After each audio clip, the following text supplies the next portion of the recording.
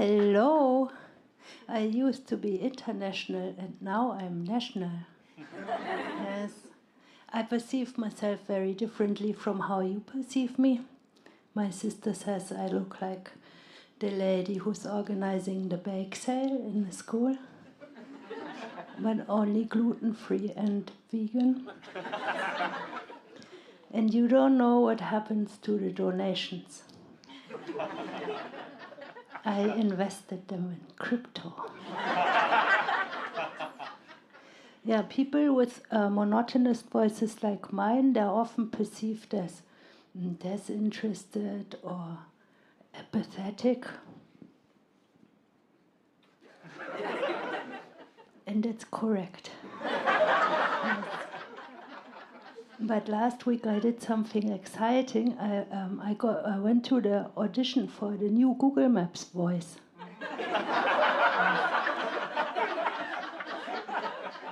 Thought maybe they need something for the 0.7 speed.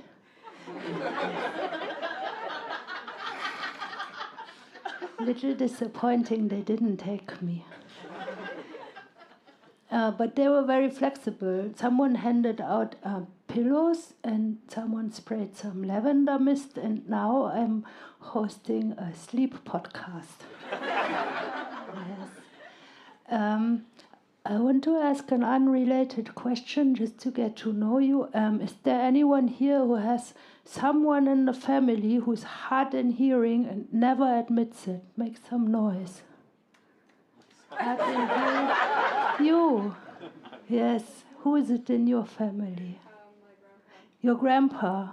Yeah. When you have someone who's hard in hearing and never admits it in your family, you get to experience surprising conversations, huh? Then you ask, do you want some milk in your tea? And then you have to hear about the advantages of thermal heat for an hour.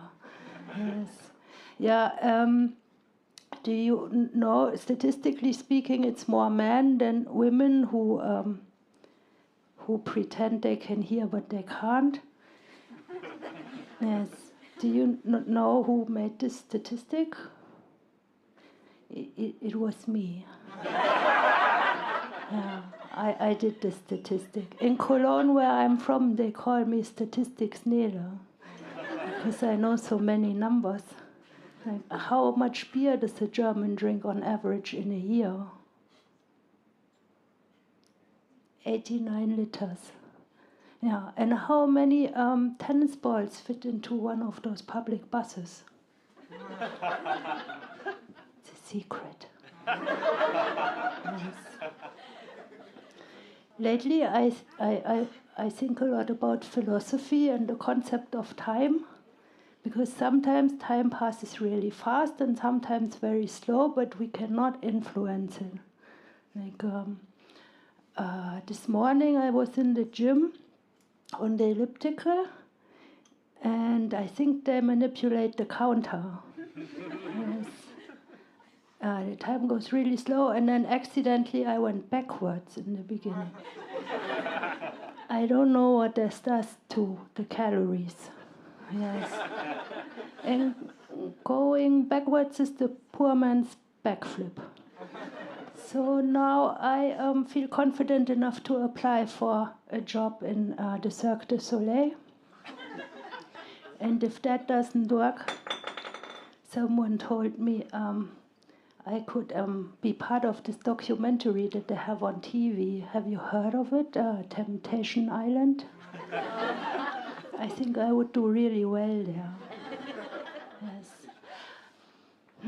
I have observed something recently that people can't part of things. Like there's like they can't let go of things easily. And maybe you know a man who has like 3 hair left and it's a comb over. Or my aunt, she has a job that is really terrible, but it pays really well, so she stays.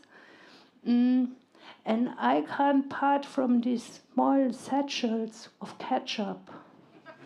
You get them for free when you buy fries at KFC. Yes.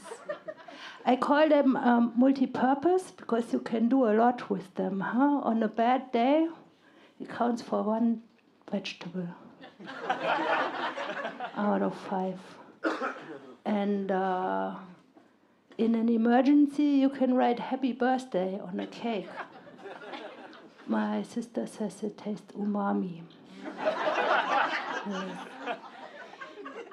And as a tip for you later, if you take the taxi home later, you can take the ketchup. It's a practical joke, and you write "help" on the window. Yes. Yeah, I used to collect a lot of things as a child. Is there anyone here who collected something? Pokemon cards or nobody? Yeah, Pokemon cards introduce you to the concept of supply and demand. And I also like to collect pebbles. And I learned about compound interest when I got more pebbles. And then I thought, maybe when I'm 18, I can build a house. But then there was inflation, so it was only a garage. I also have an older brother. That means I learned about being disowned. Yeah, I collect everything. I keep everything. Like when the delivery is coming and they give you mayonnaise or extra soy sauce or chopsticks, I keep them in a drawer. And the other day I sat down and I heard some cracking in my back. And I thought, old age? No, it was a plastic spoon. I still had it from the yogurt from the train station. Yeah. Plastic spoon is my favorite disposable cutlery. Have you been to a picnic and they had a potato salad? Yeah, and then everyone just has these useless wooden knives. I'm prepared. And now you look at me and you say, Nele, you look like you could also afford a silver spoon. And that's correct. But silver spoons are really heavy, and I was carrying one for a while, and then I started limping because the weight went to one side. So now only plastic spoons. I have another question. Seriously, when you get these birthday cards or the Christmas cards, do you collect them or do you recycle them? Make some noise if you keep them. We re-gift them. Yes? Yes, for nostalgia, huh? Yeah, I find them environmentally tricky. I'm German. I'm practical about it. Yeah. So I thought, what can you do? Either you don't gift any cards, but it's rude, or I can force the children to draw some, and then I force you to put it up on the fridge. But last year I found the solution. I work in an international context, and I had a colleague who's from a place where they don't have the custom of a Christmas card. So he gifted me a Christmas card, and I opened the envelope very excited. And the card was empty, there was nothing written. And I thought, peak sustainability. Huh? And then what happens? There are situations where all of us are in places where we don't know the culture very well, and it comes to very strange situations. I used to work with Americans, and I did not know that hello, how is it going, or how are you means just hi.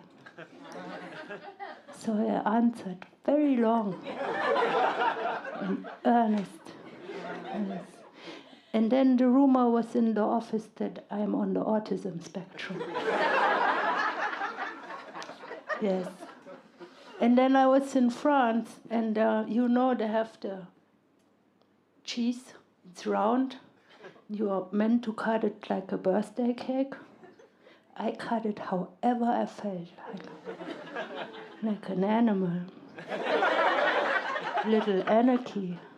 Yes. And then my husband is Indian, so my mother-in-law is Indian, and when I'm there, we eat with our fingers. And I did not know that it's more elegant when the rice doesn't go above the knuckles. Did not know that. She must have thought I was raised in a cave. Yeah, I don't know if they told you before you came in, but I'm not here for comedy. I'm also here for collecting data. Yes, so I usually collect data for my own statistics, and I would like to start with the first question. Is there anyone in the room who has been to the hairdresser and cried afterwards? Applause. Have you been to the hairdresser and cried afterwards? Nobody. This guy. Ah, see? It's the only person. It's a little surprising for me because I can see you. Yes.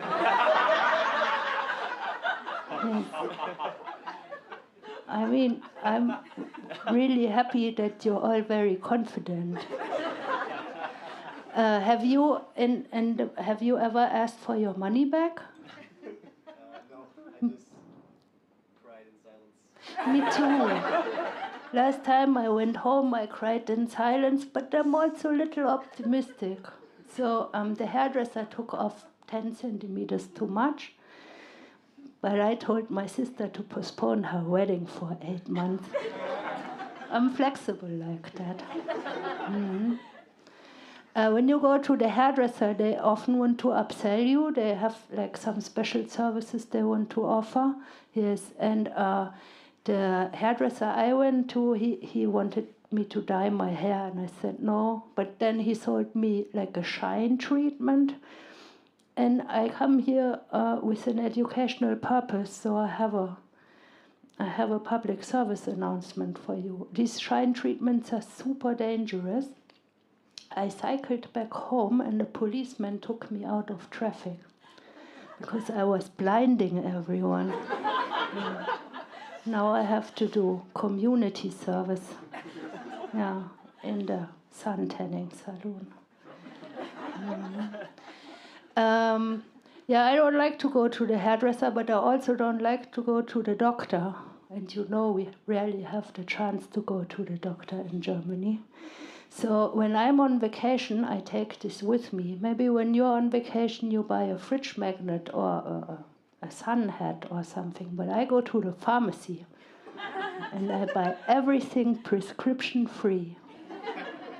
And if I have something left over, I sell it at the train station. Not sure if it's tax deductible. Yes. So I like to try new things. When I was a teenager, I tried a lot of new things. For example, makeup.